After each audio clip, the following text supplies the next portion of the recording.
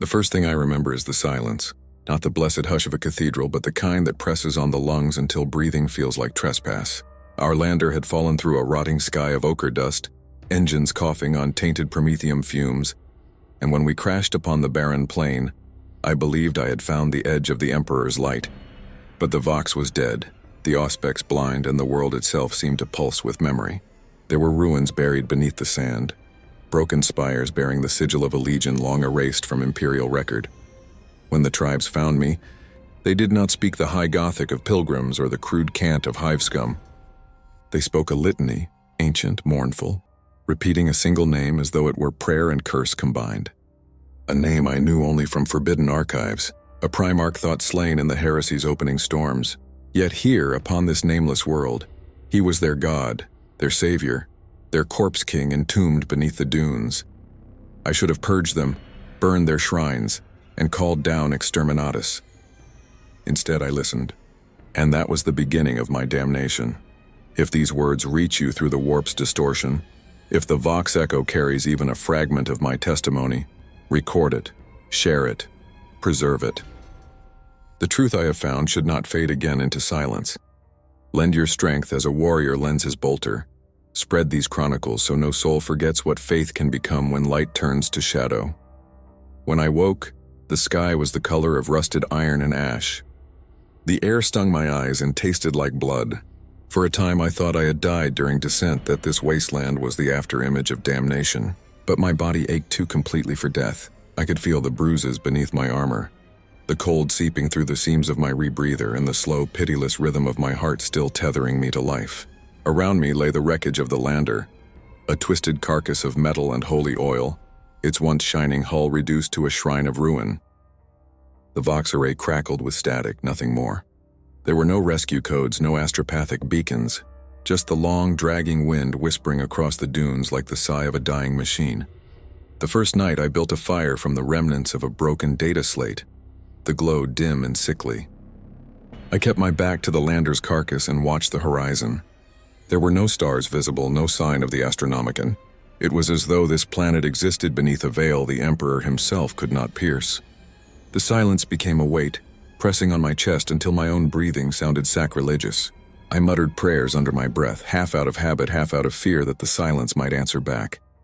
By the second day, the rations had run dry.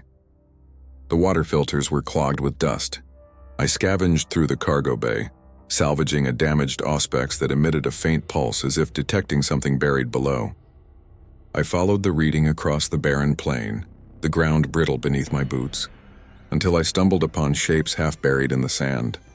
Monoliths carved from obsidian, bearing faint traces of the Imperial aquila, but one wing was broken, deliberately shattered, a defaced symbol desecrated not by ignorance but by intent. The sight filled me with unease. There was reverence in the damage, a ritual desecration that felt less like rebellion and more like mourning. I traced my gloved hand along the fractured stone, and beneath the grime of centuries I felt the faint hum of dormant circuitry. The stone was no mere monument. It was a remnant of something older, perhaps once connected to a manufactorum or fortress. I marked the coordinates in my mind, though I no longer trusted my navigation. Every direction looked the same: sand, dust, ruin. On the third night I dreamed. I saw armored giants walking through fire, their banners trailing smoke, their faces hidden behind cracked visors. They moved in silence, but I could hear the echo of their hearts, a slow thunder reverberating through the ground. One of them turned toward me, his armor the color of dried blood and gold leaf. I tried to speak his name, but my tongue turned to ash.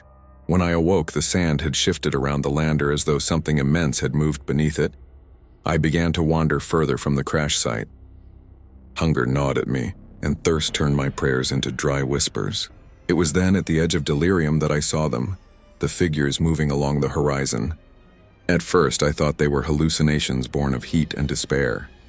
But as they drew near, I saw the cloth wrappings around their faces, the crude spears fashioned from plasteel rods, the glint of lenses over their eyes. They moved with purpose, silent and solemn, like mourners at a burial. They did not attack. Instead, they stopped a few meters from me and knelt in the sand. The tallest among them, a woman or something close, lowered her head and pressed her hands together in the shape of a broken aquila. She spoke, her voice muffled by the wind, repeating a single name over and over. I recognized it immediately, though I wished I hadn't. It was a name forbidden in any Imperial archive, a name struck from record during the earliest days of the heresy. They called him Father. I should have fled. I should have drawn my sidearm, proclaimed the Emperor's law, and cleansed their blasphemy in fire. But I was too weak, and beneath the exhaustion something colder stirred, a curiosity that felt dangerously close to faith. They lifted me to my feet, supporting my broken frame, and led me toward the mountains that loomed in the distance.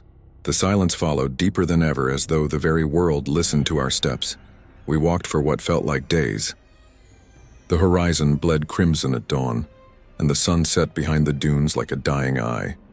Along the way, I saw fragments of machines half buried in the earth, shattered armor plating, the skeletal remains of servitors, the faded insignia of an Imperial legion I could not name. Each ruin whispered of a time when this place had known purpose, when its soil had been sanctified by war. But now it was only a tomb, and I, its newest occupant. When we finally reached the encampment, I was half conscious. They offered me water from a cracked flask, its taste metallic and foul, yet it brought life back to my limbs. Fires burned low, and the air smelled of oil, smoke, and the faint tang of incense. Children slept beside relics, helmets of ancient design, bolter casings polished to dull shine. The tribe moved with quiet reverence, every gesture deliberate, every breath a prayer. That night, as I lay beneath a shroud of woven cloth, I listened to them sing. The melody was mournful, heavy with loss, but there was devotion in it too, devotion deeper than I had ever heard in any cathedral on Terra. I didn't understand the words, but the name they repeated was always the same. It echoed in my skull until sleep claimed me once more. And when I woke at dawn, I realized I had begun to whisper it too. When the morning came, the light bled through a veil of dust so thick it seemed the sun itself had grown weary of shining. The tribe stirred quietly around me, their movements as soft as drifting sand. They lived not in structures but in hollows dug into the earth, shielded from the storms by layers of scrap and bone. Their world was shaped by scarcity and worship. Every tool, every relic, every shard of metal held ritual meaning. I watched as they greeted the dawn, not with joy or song, but with silence and the pressing of palms to their foreheads, eyes fixed toward the horizon where a long-buried mountain rose like a blade from the wasteland. It took time for them to accept me. At first, I was an object of suspicion, a creature fallen from the heavens they both revered and feared. But hunger and exhaustion made me pliant, and soon I was permitted to walk among them, to observe. Their priestess, the same figure who had first knelt before me in the sand, was called Sierra. Her face remained hidden behind layers of fabric and a cracked respirator, but her voice carried the weight of authority, tempered by something gentler, pity perhaps. She spoke my tongue with difficulty, forming words like one repeating a long-forgotten prayer. "You came from the void," she said on the fourth day, as I sat beside a fire made from dried fungus and promethium scrap. "From the light beyond the storms. You have seen the throne." I hesitated. To lie felt instinctive, to say yes, to claim I had looked upon Terra's glory, to anchor her faith to something pure. But the truth clawed at me. I had not seen the throne, nor the Emperor, nor any sign that his light still reached this place. "I come from the Imperium," I told her at last, voice low. "From the sons of his will." She tilted her head, the respirator whining softly. "Then you are lost," she murmured, and looked toward the horizon again. "As we are." That night she brought me into the center of their camp where the fires burned brightest. There in the dust and heat I saw the first true sign of their devotion. Before me rose a totem, a towering construct of welded armor plates, bones, and shattered ceramite. Its shape was unmistakable, the armored form of an Astartes, though distorted and incomplete. One arm was missing, the other replaced by a crude imitation carved from stone. Across its chest was engraved a sigil, a winged sword split by lightning. The symbol stirred something in me, some half-remembered fragment from restricted archives. "This is the Father," Sarah said, gesturing reverently. "He fell from the sky when the world burned. His body feeds the land. His sorrow keeps the storms at bay." I felt the air grow colder. I had heard that name before, whispered only in forbidden texts. A Primarch, one of the two consigned to oblivion. The Emperor himself had ordered their names struck from every record, their legions erased. And yet here, on a world forgotten by the Imperium, they worshipped one as a god. They called him the Father of the Ash. Days passed in uneasy rhythm. I began to understand fragments of their language, enough to follow their chants and stories. They believed the Father had fallen during a battle so immense it tore the sky open. His body, entombed beneath the dunes, still radiated power, the breath of the Father that sustained life where none should exist. When the storms grew fierce, they claimed it was his mourning. When crops failed, his silence. Every breath of wind, every tremor of the ground was his voice, but beneath their reverence lay fear. I could see it in their eyes when they spoke his name. Some nights they gathered at the edge of the desert, lighting fires and leaving offerings of bone and oil. They prayed for mercy, for the Father's dreams to remain undisturbed. And when lightning split the horizon, they fell to their knees, whispering his name in unison until the storm passed. I tried to keep my distance, to observe with the detachment of a chronicler. But the air itself seemed saturated with faith, heavy and magnetic. Each prayer drew me closer. I began to dream again, visions of colossal shapes half buried in sand, of a warrior's face hidden behind a cracked helm, eyes burning with a sorrow too vast to be human. I would wake trembling, unsure if what I'd seen belonged to memory or madness. One evening, Sierra led me beyond the camp to a ridge overlooking the wasteland. There, scattered across the sand, were bones, massive, fused with ceramite and rock. Some still bore the faint outline of armor plating. Others had been carved into idols. She knelt beside one, tracing her fingers along the surface as though caressing a lover's cheek. When the Father fell, she said softly, the ground broke. The sky turned to glass. His sons tried to save him, but they too were taken. We are their children now. We carry their names. I stared at the bones, their sheer scale dwarfing me. It could not be. No Astartes' corpse could have endured millennia. No Primarch could lie hidden from the Imperium's gaze. Yet the air around those relics hummed faintly, a vibration felt more than heard. I pressed my hand to the ground and felt warmth beneath the sand, as if something beneath still lived, dreaming. When I turned to question her, Sierra was already walking away, her silhouette fading into the dust. I stood alone among the relics of gods, and for the first time since my crash, I no longer felt like a survivor. I felt like a witness. That night, I recorded my findings on a salvaged data slate, but the words refused to hold meaning. Each line blurred, rewritten by unseen interference. The more I tried to document, the more the language itself seemed to twist, as though the machine too worshipped the Father. In frustration, I whispered a prayer I did not believe, asking only for clarity. The wind answered. Far off, from beneath the dunes, something stirred. It was Sierra who led me to the temple. By then, I had lived among her people for more than 2 weeks. Though time had begun to dissolve into ritual, each day followed the same silent rhythm, gathering fungus for fuel, scavenging from the bones of the old machines, kneeling in reverence as the sun bled out across the sky. Yet beneath that quiet devotion lay tension. The storms were growing stronger, the air colder, and more of the tribe whispered prayers into the sand as though speaking to something buried just beneath the surface. When Sierra approached me that morning, I knew the moment had come when curiosity would overtake fear. The Father wishes you to see, she said simply. Her tone carried neither threat nor invitation. It was inevitability made sound. I followed her through a canyon where the rock walls were scored by fire, the blackened stone glimmering with veins of fused glass. The air vibrated faintly, as if echoing the hum of a forgotten machine spirit deep below. I began to feel dizzy. The static of the Vox unit at my hip flickered with ghost signals, pulses that almost formed words before dissolving into distortion. At the canyon's end, the ground split open into a vast chasm. A staircase, ancient and half-collapsed, descended into darkness. The tribe called it the Wound of Heaven. As I stepped into its depths, I felt the air grow thick, heavy with oil and incense. The light of our torches barely reached the carved walls, but what little it revealed was enough to freeze my breath. The murals were Imperial in design, archways and reliefs in the style of the Great Crusade, but each had been altered, subtly and blasphemously. The Emperor's visage was gone, replaced by a figure whose armor bore no known legion markings. His features were noble, severe yet sorrowful. His eyes were closed as though in mourning. The deeper we descended, the louder the whispers became. They came not from the tribe, but from the walls themselves, recordings half corrupted by age still looping fragments of speech. I caught scattered phrases: compliance, regression, genetic loss, forgive me, Father, before they were swallowed by static. The stairway ended in a great cavern, vast enough to hold a titan, and there, rising from its center, stood the cathedral without light. It was not a structure of human design. Its form was both organic and mechanical, a tower of interlocking bones and twisted metal, pulsating faintly as though alive. The tribes had built their sanctum around it, adorning its base with relics, rusted bolters, fractured helms, and strips of parchment bearing prayers in dead languages.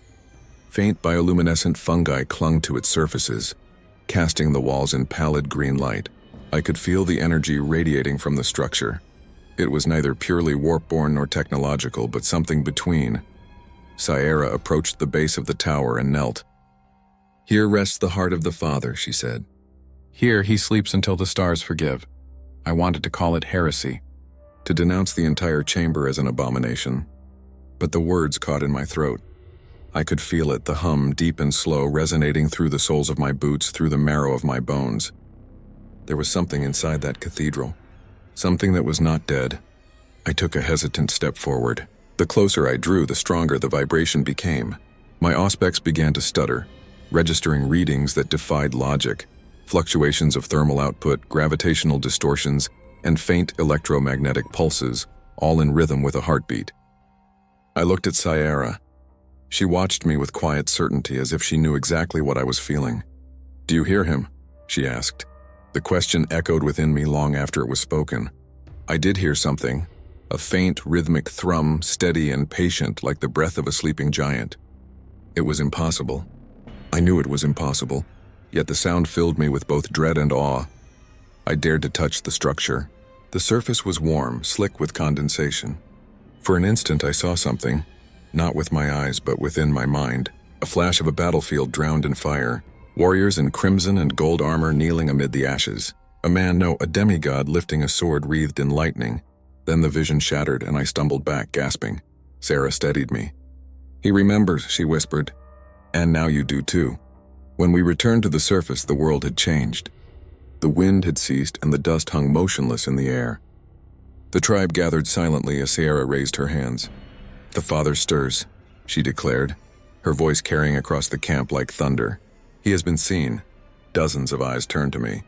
I felt their faith converge upon me like gravity. In their eyes, I was no longer an outsider. I was witness, prophet, proof that their God still dreamed beneath the sand. I wanted to deny it, to reject the role they had thrust upon me. But when I opened my mouth, only one word escaped unbidden: "Father." The crowd echoed it in unison. Their chant rose and fell like a heartbeat, a living pulse reverberating through the desert night. The silence that had once suffocated the world was gone. In its place came the sound of faith awakening, a sound more terrible than any scream. That night I could not sleep. The heartbeat still echoed in my skull, measured and patient. I wrote on the data slate, but the script twisted again, words rearranging themselves into strange verses. When I read them aloud, the wind outside the camp shifted as if answering. I did not know it yet. But the moment I spoke that word in the cathedral, I had already begun my descent into worship. Sleep had become a fragile indulgence. When I closed my eyes, the darkness filled with silhouettes. Armored giants locked in battle, their voices lost to static, their banners tattered and aflame. Sometimes I felt the vibration of their march beneath my ribs, as though the very planet pulsed to the rhythm of their ghosts. The waking hours brought little relief. The tribe treated me differently now. Wherever I went, they bowed their heads, whispering fragments of prayer as if my presence alone ensured their God's attention. I had become a vessel, unwilling and terrified for a faith that had endured the silence of millennia. Sarah walked beside me often. She spoke little, and when she did, her words carried the weight of someone caught between revelation and sorrow. She told me the tribe once numbered in the tens of thousands, that the world had been lush once, green and alive before the storms came. When I asked what caused the ruin, she only said, "The Father's grief." The more I listened, the more I felt the edges of my reason crumble. The Imperium teaches that the Emperor is eternal, the only god worthy of veneration. Yet these people, forgotten, cut off, unchanged by 10,000 years of creed, had built their entire existence around another name, one erased from history by the emperor himself. That contradiction tore at me. To witness such devotion without purity felt like staring into a mirror that reflected the soul's decay. I began to search for proof, not of divinity, but of origin. The relics they kept, the shattered armor and corroded weapons, bore markings too intricate to be mere imitation. I spent nights cataloging every sigil, every rune etched into their surfaces, using the failing light of my data slate until its battery finally died. Some bore partial ident tags, half erased by time, others still legible, 3rd, 17th, but a few bore only a single character, one I did not recognize, a sigil like a broken halo. On the 7th night after visiting the cathedral, I followed Sarah into the wasteland once more. The air trembled with unseen energy. Static danced along the edges of my rebreather's filters. We walked for hours, until we reached a half-buried structure, metallic, ancient, shaped in the unmistakable design of a Legion fortress monastery. Time had devoured much of it, but the lines, the proportions, the very scale spoke of the Astartes. At its center lay a gate engraved with a winged sword fractured by lightning, the same mark upon the totem in the village. With effort, we pried it open. Inside, the air was thick and cold, tasting of rust and machine oil. The chamber beyond was a tomb. Rows upon rows of armor stood propped against the walls, some still upright, others collapsed into heaps of ceramite dust. Each bore the same sigil, though every helm had been deliberately shattered, a gesture of mourning. Near the far end of the hall, I found something stranger. An altar of black stone upon which rested a single gauntlet, pristine despite the centuries. It was massive, clearly forged for a Primarch's hand. The metal shimmered, faintly even in the dark, reflecting a dull crimson light that seemed to come from within. I reached out instinctively, but Sierra caught my wrist. "Only his sons may touch the Father's hand," she said quietly. Her voice trembled, not with fear, but reverence. I studied her eyes behind the cracked lenses of her respirator. "His sons," I repeated. "The Astartes who served him?" "They walked beside him when the stars were young," she replied. "When the war that broke the sky began, they were unmade, but their blood remains. We carry it still." I almost laughed. The idea was absurd. These frail, dust-worn people claiming descent from transhuman demigods. Yet something in her certainty silenced me. I examined the gauntlet again. Its design bore similarities to the artificer pattern used during the Great Crusade, but with modifications I did not recognize. Lines etched in script too ancient for Low Gothic, curves that seemed to shift subtly when I tried to focus on them. We explored deeper into the monastery. There were chambers filled with shattered data slates and broken cogitators, their machine spirits long fled. Yet in one small sanctum, hidden behind a sealed bulkhead, I found something that changed everything. A mural etched into adamantium, depicting a host of warriors gathered before their Primarch. His face had been partially erased, but his eyes, those eyes, had been carved with such precision they seemed alive. Below him were inscribed the words, "Forgive us, Father. We failed you, but your dream endures." The mural's style was unmistakable. It matched none of the known legions. When I stepped back, a section of the wall flickered faintly with residual energy. I brushed away the dust and found a dormant data port. Against all caution, I connected my damaged auspex and prayed to the Omnissiah that something within might still breathe. After a burst of static and sparks, a voice emerged, a fragment of a long-dead transmission. Legion 17. Compliance. Lost. Command fallen. Father missing. Repeat. Father missing. The voice broke apart, drowned in distortion, but my blood froze. Legion 17th was the word-bearers. Their Primarch, Lorgar, was very much alive, worshipped as a dark god by his own twisted flock. This recording was something else. A message overwritten, recoded, altered. The machine spirit struggled, looping. The The same sequence until the audio warped into words that should not exist. Father returns. Father sleeps beneath the dust. We await his breath. The Auspex died. The silence that followed was suffocating. Sierra placed a hand on my shoulder. "You see now," she said. "The Imperium forgot, but the earth remembers. The Father was cast out, but his heart remains."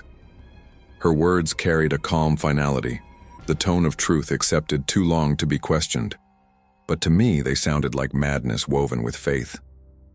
Still, when we emerged into the night and the wind carried that low, distant hum across the dunes, I could no longer tell which one of us was closer to sanity. I looked toward the horizon. Lightning laced the sky, illuminating the great dunes that hid the corpse of a god. Somewhere beneath them, a heart still beat. And against all doctrine, I began to wonder if it might one day wake. When the storms came again, they came with purpose. The wind howled like a choir of the damned, and the dunes themselves seemed to shift in obedience to an unseen hand. The tribe huddled inside their shelters, whispering prayers in that same rhythmic chant I had heard in the cathedral. But now, I could hear the structure in it, the cadence of a battle hymn, slow and solemn, yet undeniably martial. I stayed with Sierra in the chieftain's tent, its fabric straining under the weight of the storm. The ground beneath us trembled in waves, each pulse stronger than the last. She watched me through the dim light of an oil lamp, the flame guttering wildly between us. "You feel it, don't you?" she said. "The heartbeat of the Father." I wanted to deny it, to rationalize the tremors as tectonic movement or the decay of an ancient reactor, but deep down, I couldn't. The rhythm was too steady, too deliberate. It came every 17 seconds like the measured steps of a warrior returning home. That night, no one slept. When dawn came, the storm had carved a new scar across the desert, a canyon that had not existed before. The tribe called it the breath. They said it was a sign. The Father was stirring. I should have reported it, marked the coordinates, requested immediate extraction and purgation orders. That was the Imperial protocol. But the Vox remained dead, and part of me, the part that still remembered the mural's haunting eyes, did not want the Imperium to find this place. Not yet. Sierra led a procession to the edge of the new canyon. Hundreds of tribespeople followed, carrying torches and relics, fragments of armor, bones, and banners so worn, their emblems were ghosts of color. The air here felt alive, charged, with static and low vibration, like standing near the core of a reactor. From the cliffs above, I saw it, half buried beneath centuries of sand, a colossal shape of metal and bone. It was no natural formation. The canyon's walls framed what appeared to be the upper curvature of a vast helm, easily the size of a fortress. Its surface was scarred and blackened, fused with the earth itself. The sigil, the broken halo, was engraved upon its brow. Even through the haze of dust, I could make out the faint shimmer of circuitry pulsing beneath the surface. It was not dead. "The Father sleeps here," Sarah whispered beside me. "When the sky burned, he fell to shield us. The others fled to the stars. But we remained. We kept his name." I stared in disbelief. The implications were staggering. If this truly was a Primarch, or even a fragment of one, then this planet was sacred and cursed in equal measure. But the logical part of my mind resisted. The Primarchs were lost, yes, but not forgotten. Their fates were chronicled. Their tombs, where they existed, were monuments. Not this. Not a carcass swallowed by the desert of a nameless world. I approached the rim, the heat making the air shimmer. The helm's eye slits glowed faintly as if reacting to my presence. My Auspex, long dead, flickered once, displaying a single rune in green. Signal detected. Then it vanished.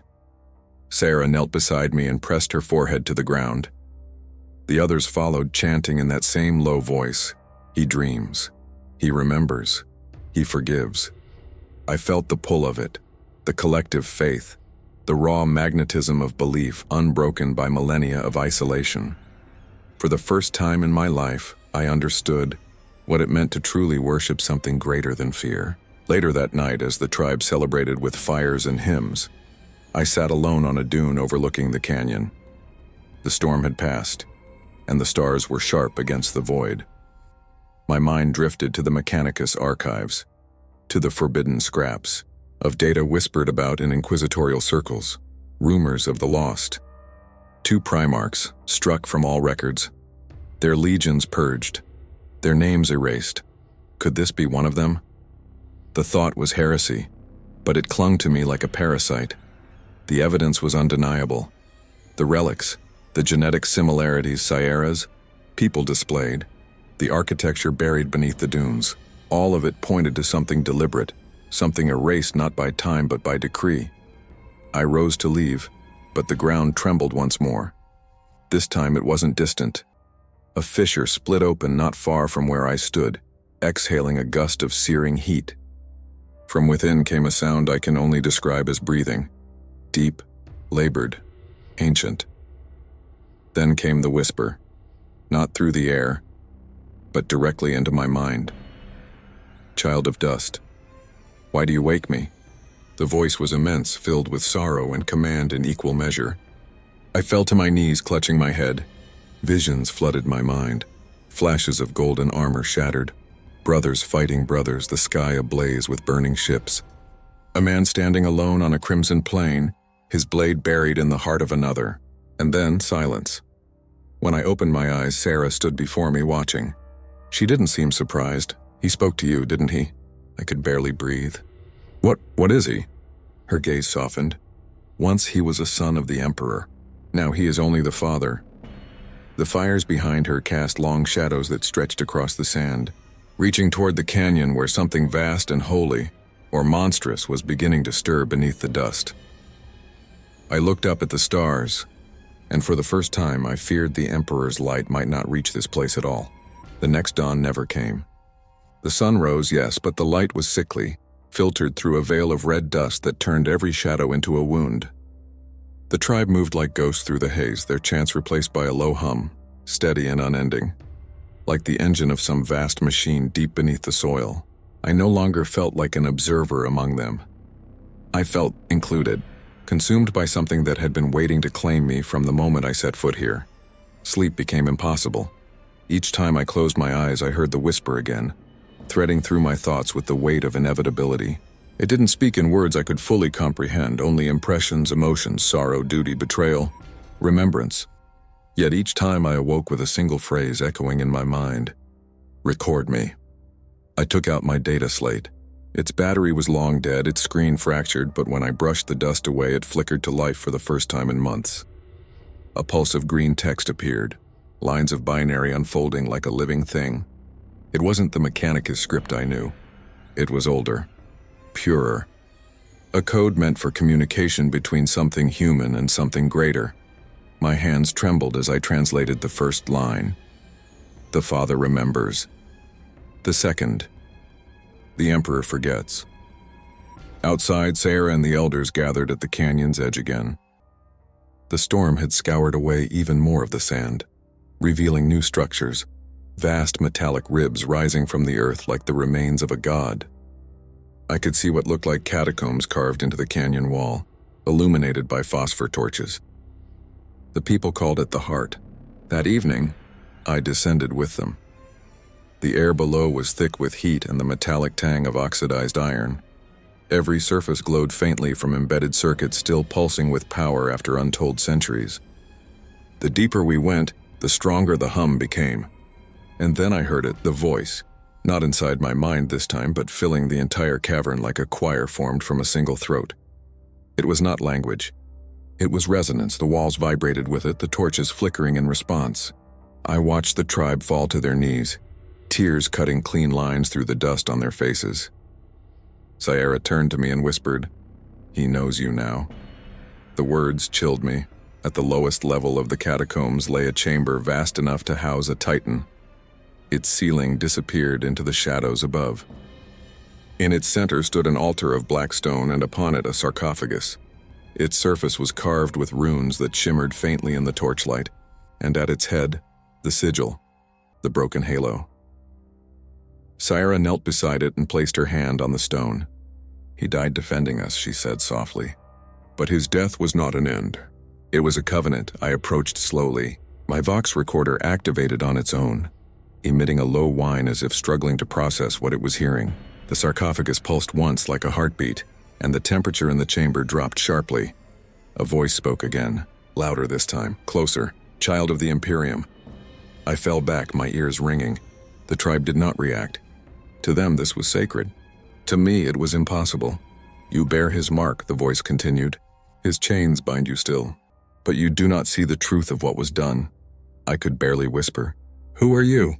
A sound like laughter, deep and hollow, rolled through the chamber. "You name me father, but I was never meant to be one. I was a weapon, a promise unkept." Images flashed in my mind again. Battles I had never fought, stars I had never seen, faces I somehow knew. I saw the Emperor upon the golden throne, his face obscured by divine light, and beside him a son with eyes like dying suns, kneeling, bound in chains of gold. The vision cracked apart into shadow, leaving me gasping on the stone floor. When I awoke, Sarah was tending to me.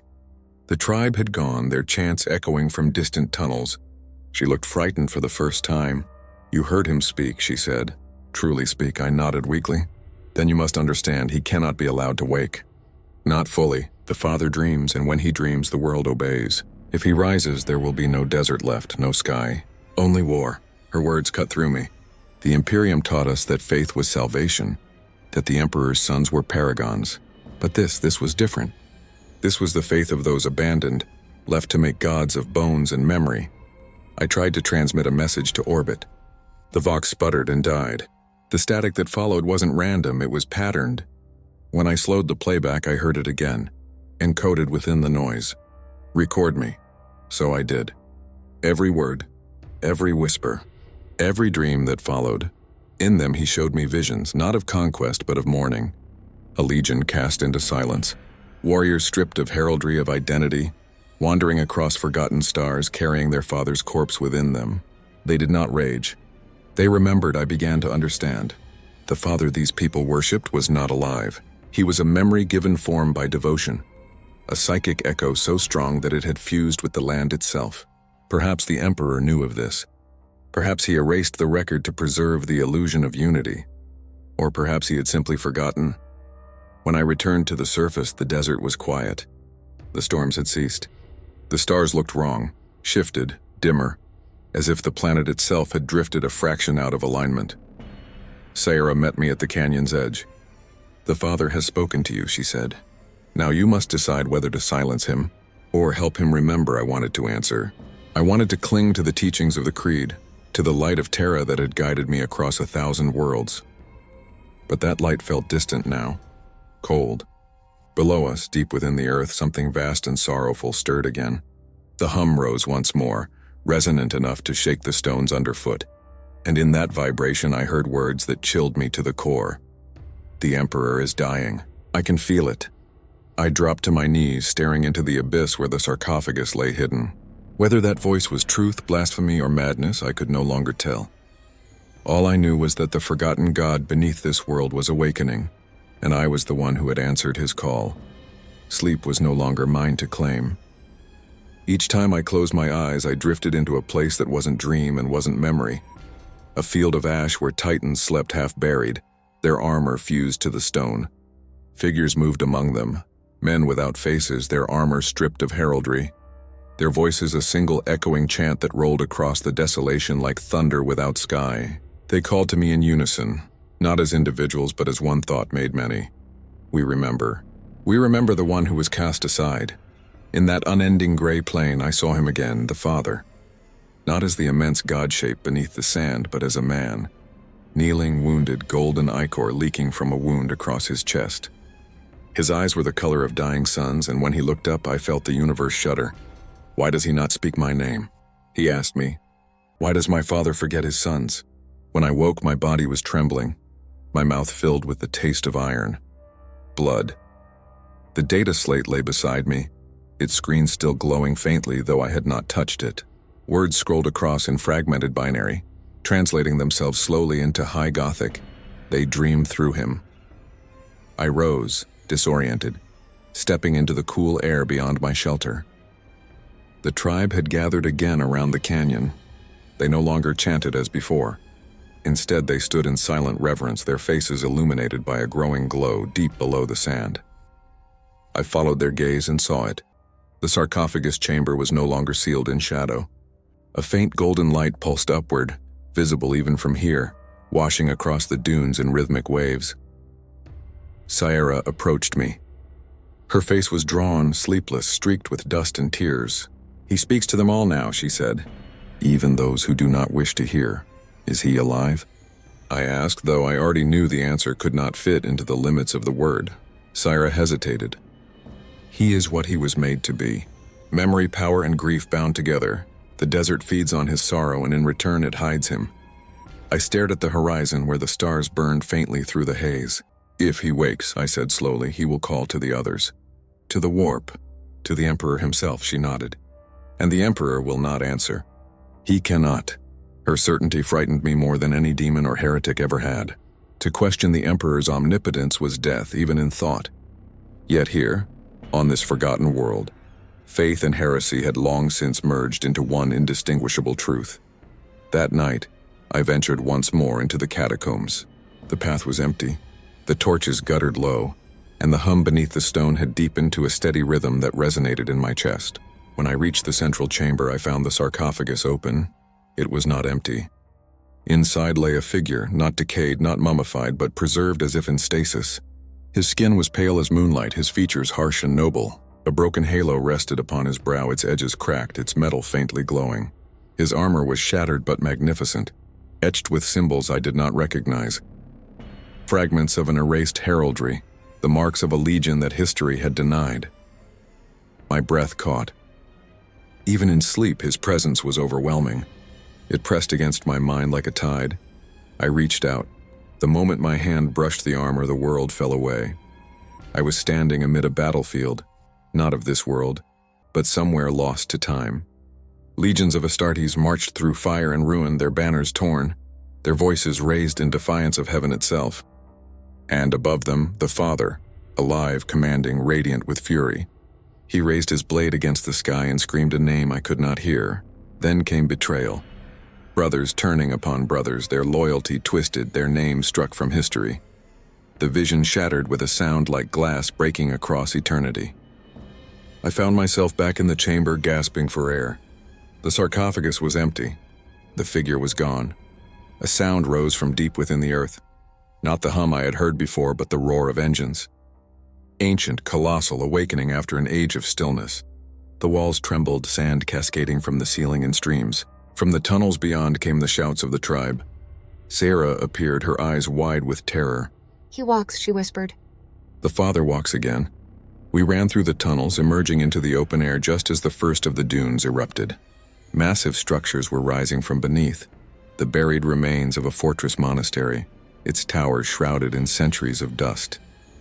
The Imperial Aquila had been carved into its stone once, but the wings were broken, one side melted away by heat.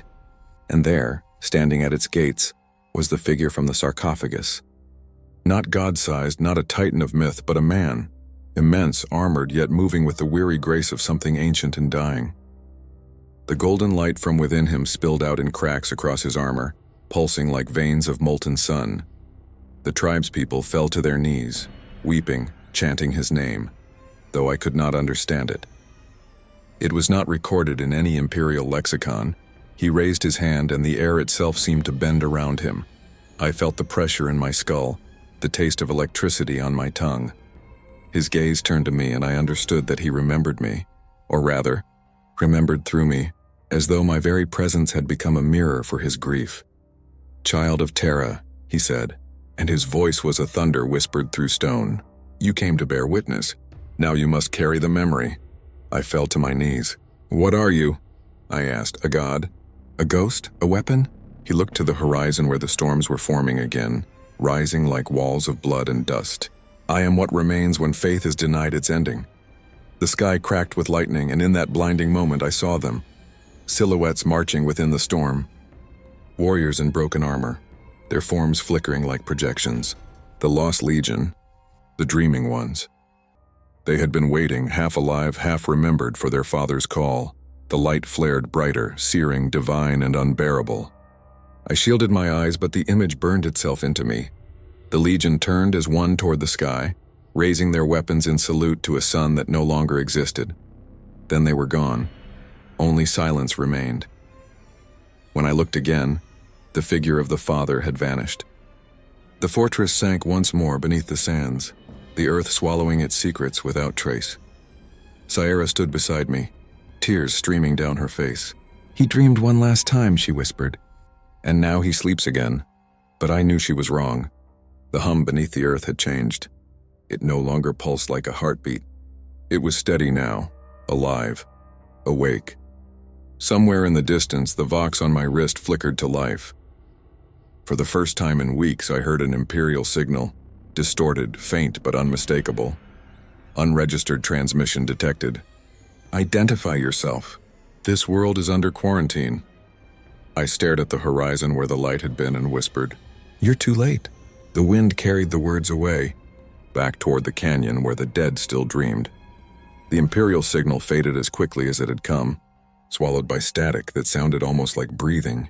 I stared at the Vox unit, half expecting the machine spirit within to rebel at what it had heard. It pulsed once, flickered, and died, leaving me alone again with the whispering wind and the endless desert that now felt alive beneath my boots. By dawn, the skies above the horizon were alive with light, not the soft radiance of sunrise, but the fractured glare of orbital fire. I could see the burn trails of descent capsules cutting through the clouds, their paths precise, formation perfect. The Imperium had found this place. The quarantine had begun. Sarah met me at the edge of the canyon, her face unreadable. She had shed her ceremonial robes for armor, pieced together from scavenged ceramite plates and bone. The tribe was already moving, packing relics, destroying shrines, burying icons beneath the dunes. "They are coming," she said. "The true sons of the Emperor. The ones who forget." I wanted to warn her, to tell her what the Imperium did to worlds like this, what Inquisitors did when they smelled heresy. But I could see in her eyes that she already knew. The tribe was not preparing to fight. They were preparing to vanish. That night I climbed the ridge overlooking the landing zone. The first Thunderhawks had touched down, kicking up storms of dust. Through the glare of their engines, I could make out the unmistakable silhouettes of the Adeptus Astartes. Not one of the known chapters. Their armor was unmarked, their heraldry absent, their armor a dull, unpainted iron. They moved like ghosts through the storm, their every step measured, silent. The Vox crackled again, a new voice pushing through the interference, cold, metallic, authoritative. "This is Inquisitor Amon Var of the Ordo Hereticus. All unauthorized personnel are to declare identity and submit to immediate isolation." I pressed the Vox to my lips, hesitated, and then said, "Missionary Dalen Voss, assigned to Segmentum Tempestus, Ordo Ministorum." A long pause. Then, "You are out of range, missionary. This world is restricted. By whose order are you here?" "By his," I whispered before I could stop myself. The Vox went dead. Below, the Astartes spread out across the desert, their Auspex scanners sweeping the ground where the fortress monastery had risen. They would find nothing, I knew. The sands had swallowed everything as if it had never existed. But they would keep searching. They always did. When I returned to the canyon, Sarah and the others were gone. The fires extinguished, the tents collapsed, the paths erased. Only the hum remained, that low vibration beneath the earth, steady and eternal. I followed it deeper into the canyon, down the winding path to where the sarcophagus chamber had been. It was no longer there. In its place was a single obsidian pillar, smooth and seamless. Upon it, a symbol glowed faintly, the broken halo intertwined with the Imperial Aquila. A union that should not exist. I approached it, my breath catching as the pillar emitted a faint pulse of light. The air shimmered, and once again I heard the voice, quieter now, distant yet clearer than it had ever been. "They will burn this world to silence the truth." But truth cannot burn, it only sleeps. I fell to my knees. "What truth?" I asked. "What are you?" "I am what he cast away. The memory that defied death. The faith that outlived obedience." The pillar's glow intensified, flooding the chamber with light. Images cascaded through my mind. Stars falling, fleets burning, worlds erased not by Xenos or heresy, but by decree. I saw the Emperor's golden visage once more, distant and untouchable, and below him, the faceless legion kneeling in shadow. Then the light died. When I emerged from the canyon, the desert was alive with thunder. Orbital bombardments had begun. Lines of white fire streaked across the horizon as the Astartes cleansed the land. The air stank of ozone and promethium. Whole dunes turned to glass under the fury of the Emperor's judgment. I ran, not away, but toward the bombardment. Toward the flames. Something inside me had broken free of reason. If they were here to erase the truth, then I would bear witness to it one final time. The first shell landed near the canyon mouth. The shockwave threw me to the ground, filling my lungs with sand and heat. Through the chaos I saw them, figures emerging from the smoke, their armor wreathed in light. Not the Astartes, but the tribespeople, Sierra among them. Their eyes glowed faintly with that same golden hue I had seen in the sarcophagus. They walked unharmed through the fire. Sierra's voice cut through the roar of destruction. "Do you see now? He remembers us. Even in death, he shields his children." I tried to reach her, but the sand between us had turned molten. The ground trembled. The air itself seemed to fracture. And from deep beneath the earth came a sound I will never forget. The same hum, now a roar magnified 1,000-fold. The bombardment ceased. Silence fell, broken only by the keening wind. Then the ground erupted. Columns of light burst from the desert, tearing through the clouds, reaching for the void. The Astartes halted, their armor gleaming under the radiance. I could feel the psychic pressure building, waves of raw power shaking the atmosphere itself. And then I saw it, rising from the sands, vast and terrible, a shape that defied comprehension. Not the Father himself, but his echo, a specter woven of faith and memory, towering above the world like a god reborn. Its broken halo blazed like a second sun. The Astartes opened fire. The beams of plasma and bolter fire passed through it harmlessly. The specter raised its hand and every weapon fell silent. The bombardment stopped. Even the wind held its breath. In the stillness, the voice spoke one final time, not to me, but to all who lived to hear it.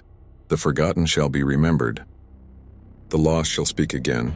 And then it was gone. The light faded. The dunes collapsed inward, burying the canyon, the pillar, everything. The sky cleared as if nothing had happened. Only glass and silence remained.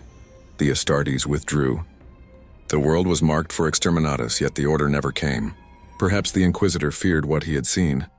Perhaps the Emperor, in his throne of silence, had heard something stir across the warp. I do not know. But when I reached orbit days later, when I looked down upon that dead world from the viewport of the retrieval craft, I swore I saw the faint outline of a halo etched into the desert. Not broken, but whole. And in that moment I understood that remembrance itself is heresy. Weeks passed. Or perhaps days. Time fractured after the quarantine. My transport vessel drifted in orbit around the nameless world, cut off from the fleet and all channels of communication. The crew had been ordered into stasis, their minds sealed by an inquisitorial cipher that only I was forbidden to receive. I think they feared that if I slept, I would dream again of the haloed specter rising from the dunes. They were right. When I closed my eyes, I was back there beneath the ashen sky, the voice whispering not in words but in memory. I saw the Father again, not as the Imperium paints him, golden, distant, eternal, but as a man weary, bleeding mortal. His eyes were hollow, his mouth trembling as he reached out across the void toward something unseen. Behind him, legions of armored giants knelt in silence, their visors cracked, their flesh pale and shriveled. They were not praying. They were listening. And then came the image that would not fade, a sigil burning against the dark, the same broken halo entwined with the Aquila. Beneath it, a phrase written in a script I somehow understood, though I had never learned it. The dead remember. When I woke, the ship's cogitator had begun to malfunction. Auspex readings looped endlessly. The machine spirits wailed through the vents. One by one, the lumens in the corridors dimmed until only emergency lighting remained. A sickly red pulse that gave every shadow the illusion of breath. I found myself drawn to the observation deck. The planet below was silent and dead, yet I could still see faint motes of light swirling above its atmosphere, like dust caught in sunlight. I magnified the image and froze. The motes were not random. They moved in precise concentric patterns, orbital rings of debris forming sigils too deliberate to be chance. Each orbit traced part of a glyph, a single planetary scale mark written in orbit itself, the mark of the broken halo. Suddenly the vox crackled. A faint, static-riddled voice whispered through, repeating a phrase over and over. "You left us. You left us. You left us." At first I thought it was an echo from my dreams. Then I realized it was coming from the planet itself, a transmission originating from beneath the surface. But that was impossible. The world had been scoured. I had seen it burn. The machine spirits howled louder. Screens flickered. For a heartbeat, the red light vanished, and in its place came the golden glow I had seen before, the same hue as the desert's final dawn. The same hue as his eyes, and in that golden light I saw them, dozens of figures standing behind me in the reflection, silent, unarmored, their faces obscured by shadow. Each bore the faint outline of a halo upon their brow. I turned and there was no one there, but when I looked back at the glass, their reflections remained. Then a shape moved among them, a figure taller than the rest, the halo around his head radiant and broken. His mouth moved, but no sound came. I pressed my hand to the viewport and he did the same, a perfect mirror. My palm met the glass and the metal burned cold. Then his voice finally reached me. "They think I am gone, but I remember everything." The lights exploded into darkness. When I awoke, I was on the deck floor. The red light had returned, flickering weakly. My hand was branded with a faint sigil, a circle divided by a jagged line. The broken halo. The ship's machine spirits were silent now. Dead. I was alone. I made my way to the Vox chamber, hoping to reach any Imperial frequency. After an hour of recalibration, I finally broke through the static. But what I heard was not a human voice. It was a litany spoken in perfect High Gothic, resonating across thousands of channels simultaneously. It said, "Praise be to the dreaming God. Praise be to the memory of what was." The channel source registered from every direction. From the void, from the warp, from the surface of the planet, from within my ship. And then, through the noise, I heard something new, a whisper behind me. I turned slowly. Sarah stood at the threshold, or something that looked like her. Her form shimmered, flickering between flesh and light. The glow of the halo pulsed faintly above her head. Not golden now, but a deep crimson hue like dying embers. "You shouldn't have left," she said. Her voice was both gentle and hollow. "The dream is spreading." I stepped back, heart pounding. "You died. The bombardment—" "Wait, we were never alive," she interrupted. "We were his echoes, the remnants of faith that refused to die. And now you carry it." I looked down at my branded palm. It pulsed faintly, as if something beneath the skin was alive. "What do you want from me?" "To remember," she said simply. "Because when the Imperium forgets, he fades. And when he fades, everything ends." The ship began to shudder. Warning klaxons blared. I rushed to the viewport. The planet below was changing. The surface had begun to fracture, vast canyons opening in geometric precision, forming massive patterns visible even from orbit. The halo symbol was now carved into the planet itself, glowing with unbearable radiance. "The dead are dreaming," Sierra said, "and the galaxy is listening." The warp outside the ship rippled like water disturbed by something vast beneath it. The stars flickered, stretched and warped, twisting into spirals of gold and black. My Vox unit erupted with overlapping voices, billions speaking as one. "He sleeps, but he remembers." Through us, Sierra stepped closer. Her body began to disintegrate into light. "You were chosen to carry the memory," she whispered. "When you return to them, they will call it heresy. They will call it madness, but you will tell them anyway." I reached out, but my hand passed through her like mist. The light consumed her, scattering into the air like ash. The ship trembled violently. The engines flared to life without command. The navigation system had locked onto new coordinates. Not random, not warp safe. A direct path toward Terra. Before I could intervene, the ship jumped, and for a moment, a single blinding instant, I saw the Astronomican itself flicker. The light that has guided humanity for 10,000 years dimmed, then flared gold once more. But its shape had changed. At its center now was a halo, not broken but whole, and a voice echoed across the void, filling every part of my mind. "The Emperor dreams." And his dream remembers you. The warp opened its jaws. Then everything was gone. When the warp finally released me, I thought I had died. The ship's systems were silent, the viewports opaque, the hum of the engines replaced by a hollow ringing that seemed to come from the marrow of my bones. For a time I lay there on the deck, unable to tell whether I was breathing or merely remembering the act. The last image I had seen before the jump still burned behind my eyelids. The Astronomican's light reshaped, the halo whole again, brilliant and terrible. But I was not on Terra. The star outside was unfamiliar, dim and bruised by dust. The ship's cogitators, long dead, flickered back to life in fits of static. One screen pulsed with a single line of text, Destination Sanctum Obscura. I had never heard of such a place, and yet the name felt heavy on my tongue, as though whispered into my mind by something that had waited long to be spoken. The vessel descended without my input. The world below was shrouded in storm, a roiling mass of black and crimson clouds pierced by lances of lightning. Beneath the clouds I glimpsed faint geometric structures carved into the landscape, monolithic spires broken and half-buried, each shaped like fragments of a colossal halo. The air crackled with residual warp energy. Every sensor wailed warning, yet I could not turn away. I needed to see what waited there.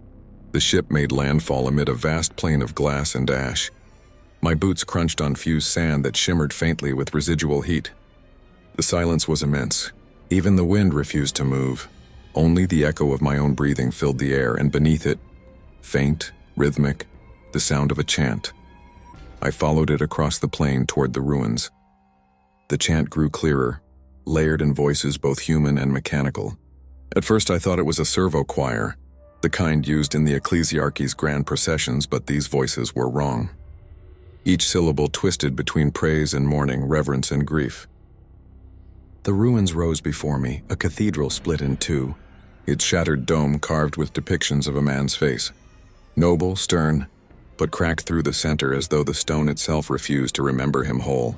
Inside, a congregation knelt in silence. They were gaunt, veiled figures wrapped in tattered robes, their backs marked by metal graphs that pulsed faintly with red light. They did not turn when I entered. At the altar stood a single figure in golden armor, though tarnished and rusted by age. The armor bore the sigil of the Aquila, but over it had been etched the broken halo, its lines deep and precise. When he spoke, his voice reverberated through the chamber like the tolling of a great bell.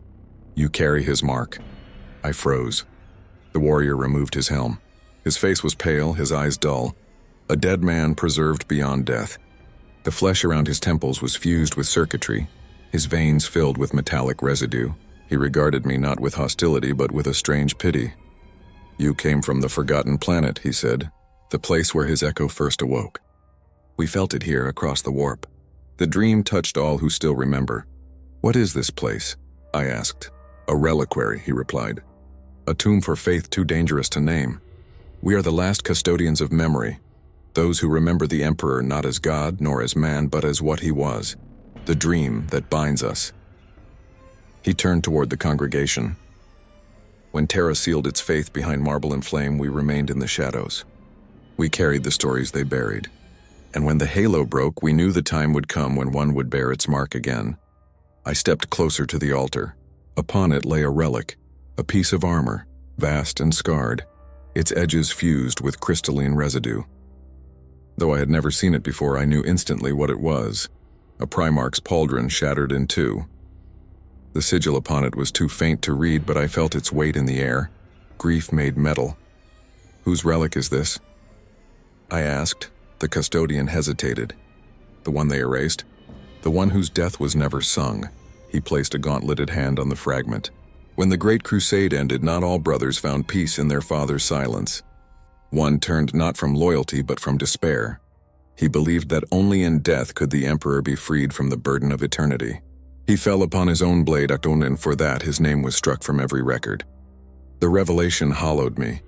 A forgotten son, a Primarch whose death was not betrayal but grief, a god mourned by the man who loved him most. The dream remembers him," the custodian said softly. "And now, through you, it remembers again." I felt the mark on my palm burn.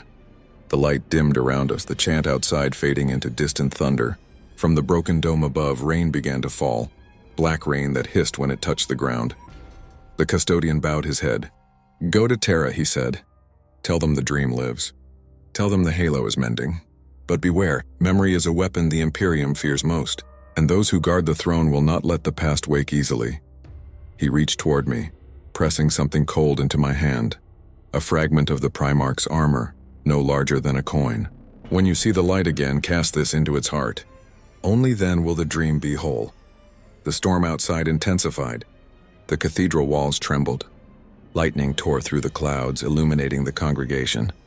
And for a moment I saw what they truly were. Not living men and women, but hollow shells filled with radiant dust, their robes fluttering as if moved by unseen breath. Their chant had no mouths behind it. Only echoes. The custodian smiled faintly, almost human. "Remember us," he said. "That is all we ever wanted." Then the lightning struck. When I awoke, I was back aboard the ship. The fragment still rested in my palm, pulsing faintly. The planet below was gone, consumed by a collapsing storm that spiraled into the void. My navigation display blinked once, then aligned itself toward a single destination: Terra. The halo on my palm shone brighter than ever, and somewhere deep within the warp, I heard the dead god breathe. The journey to Terra was unlike any passage I had endured. The warp no longer raged around the ship. It watched. The currents had stilled into glass as though the entire Imperium held its breath. The stars themselves seemed dimmer, their light drawn inward, feeding some unseen center. The ship's machine spirits whispered without pause, their static-laced hymns forming fragments of language I could almost understand. They spoke of return, of remembrance, of the dream walking in flesh once more. I no longer slept. When I closed my eyes, the visions came, flashes of figures I could not name. Warriors kneeling in shattered armor, the Emperor's sons as children before they became gods, the glow of 1,000 suns dying at once. And always that same sigil, the mended halo blazing at the edge of every image. It was not merely a mark anymore. It was a promise. When Terra's light appeared ahead, I thought the Astronomican would calm me. It did not. Its radiance was too bright, too alive. It pulsed now, in rhythm with the heartbeat I felt in my branded palm. The entire solar system hummed with it. As my ship entered the system, Vox channels flared to life. Dozens of transmissions screamed over one another. Emergency orders, astropathic prayers, confusion. The Astronomican song had changed pitch. The navigators were blind. Fleets drifted off course. The Emperor's beacon was no longer constant. It moved as though breathing. The Inquisition seized me before I reached orbit. My ship was boarded by silent gunmetal shapes, custodian guard. Their presence struck me like physical force. They said nothing, only escorted me through the golden corridors of a warship older than any I had seen. Its walls pulsed faintly, alive with unseen circuitry. Each step felt like walking through the veins of something divine. They brought me to a chamber deep within the vessel, lit by candles burning blue. An inquisitor awaited, robed, severe, his face obscured by a mask wrought in the likeness of an eagle. He regarded me with wordless disdain. "You carry a mark not of the Imperium," he said at last.